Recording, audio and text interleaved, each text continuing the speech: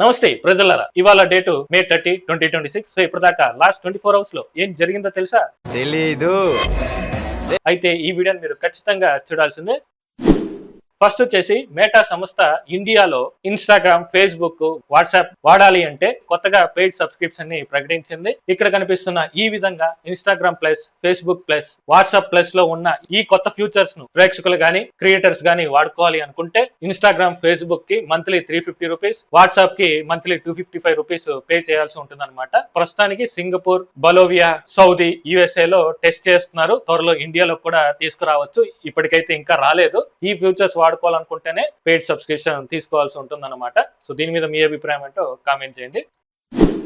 Japan ఆ దేశంలో మన ఇండియా నుంచి వచ్చే మామిడి పండ్లని పూర్తిగా బ్యాన్ చేశారు. ఎందుకంటే మామిడి పండ్లకి పురుగు పట్టకుండా నివారించడానికి ప్యూమెంటేషన్, క్వారంటైన్ వంటి ప్రక్రియలను సరిగ్గా చేయలేదు అని ఈ నిర్ణయం తీసుకున్నారనమాట.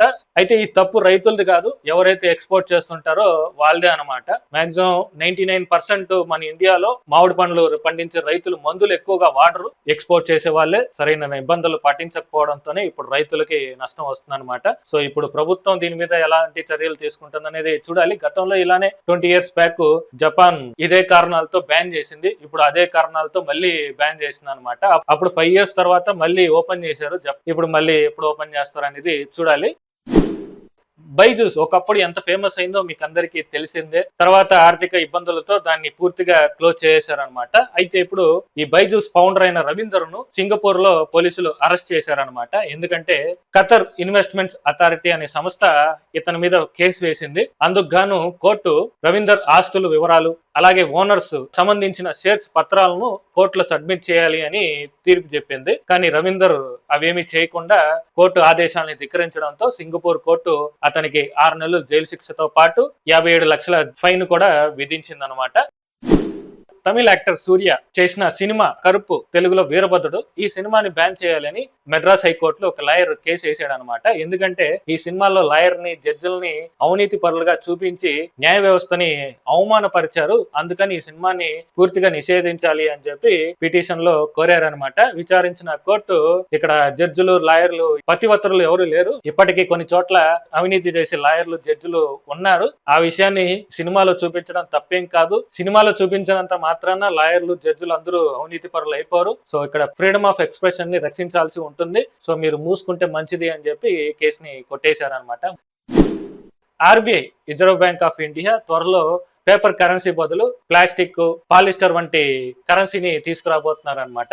ఎందుకంటే ఈ పేపర్ కరెన్సీ త్వరగా పాడైపోవటం, మురికైపోవడం వల్ల మళ్ళీ రెగ్యులర్ గా ప్రింట్ చేయాల్సి ఉంటుంది. దానివల్ల ఆర్బీఐకి ఎక్కువ ఖర్చు అవుతుందని ఈ ప్లాస్టిక్, పాలిస్టర్ కరెన్సీ అంత త్వరగా పాడవు, ఏదో ఒకసారి ప్రింట్ చేయొచ్చు, దానివల్ల ఆర్బీఐకి ఖర్చు తగ్గుతుందనే ఉద్దేశంతో దీన్ని తీసుకురావాలి అని చెప్పి డిస్కషన్స్ జరుగుతున్నాయి. ఇంకా ఫైనలైజ్ కాలేదు, త్వరలో తీసుకురావచ్చు. కాక్రోచ్ జనతా పార్టీ సోషల్ మీడియాలో ఎంత బజ్ క్రియేట్ చేసిందో అందరికీ తెలిసిందే. ఇన్స్టాగ్రామ్ లో ఇప్పటికీ 2 కోట్ల మంది ఫాలోవర్స్ ఉన్నారు. అందులో సగం మంది ఇండియాలో లేడు. క్రియేట్ చేసిన వాడు కూడా ఇండియాలో లేడు. అయినా ట్విట్టర్ ఎక్స్ తన అకౌంట్ ని డిలీట్ చేసిందని ఢిల్లీ హైకోర్టులో కేసు వేసాడు అనమాట. కోర్టు కూడా అసలు ఎందుకు డిలీట్ చేశారు, సమాధానం చెప్పాలి అని చెప్పి నోటీస్ పంపించింది ట్విట్టర్ ఎక్స్ కి. మాక్సిమం కాక్రోచ్లు అంతా ఇలాగే ఉంటారనుకుంటా. అదేదో పనికొచ్చే వాటి మీద కేసులు వేసి ఉంటే బాగుండేది. దీని మీద మీ అభిప్రాయం ఏంటో కామెంట్ చేయండి. ఏపీ ప్రభుత్వం పెద్ద సినిమా టికెట్ల రేట్ ని పెంచేస్తారు. ఇప్పుడు దీనికి రేపు డ్రాగన్, ఎల్లుండి వారణాసి, ఇంకా ఏ సినిమా వచ్చినా ప్రొడ్యూసర్స్ అడిగినా అడగకపోయినా సినిమా టికెట్ల రేట్లని పెంచేస్తూ ఉంటారు. అందులో మన ఏపీ ప్రభుత్వం ఫస్ట్ ఉంటుందన్నమాట. అదే విధంగా రైతుకి ఎందుకు పెంచరో అస్సలు అర్థం కాదు. పంట పండించిన రైతుకి ధరను నిర్ణయించే హక్కు ఎందుకు ఇవ్వరు? ప్రొడ్యూసర్స్ కి సమస్య వస్తే వెంటనే ఆ సమస్యని పరిష్కరించడానికి చిరంజీవి గారు లాంటి పెద్ద మనుషులు ఉంటారు. మరి రైతు సమస్యలు పరిష్కరించే అంత పెద్ద మనిషి ఎవరు? తరతరాలుగా ఇలాగే ఉంది కానీ మార్పు రావట్లేదు అనమాట. సో భవిష్యత్తులో అయినా రైతుకి పండించే పంటకు గిట్టుబాటు ధర కల్పించడమో, లేదా తన ప్రోడక్ట్ కి తనే రేటుని నిర్ణయించే హక్కు వస్తుందా లేదా అనేది చూడాలి. దీని మీద మీ అభిప్రాయం ఏంటో కామెంట్ చేయండి.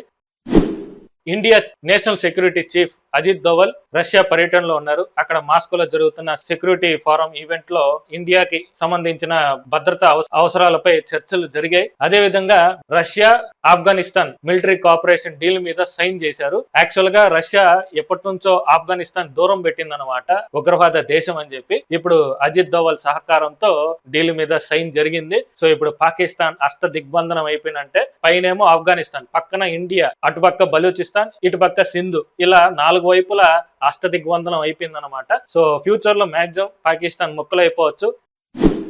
అది లాస్ట్ 24 అవర్స్ లో జరిగిన ట్రెండింగ్ న్యూస్ అయితే. హోప్ మీకు వీడియో నచ్చింది అనుకుంటా. నచ్చితే ఒక లైక్ చేయండి. ఇలాంటి అప్డేట్స్ కోసం పగడాల జంక్షన్ ఛానల్ సబ్స్క్రైబ్ చేసుకోండి. మరో కొత్త వీడియోతో మళ్ళీ కలుద్దాం.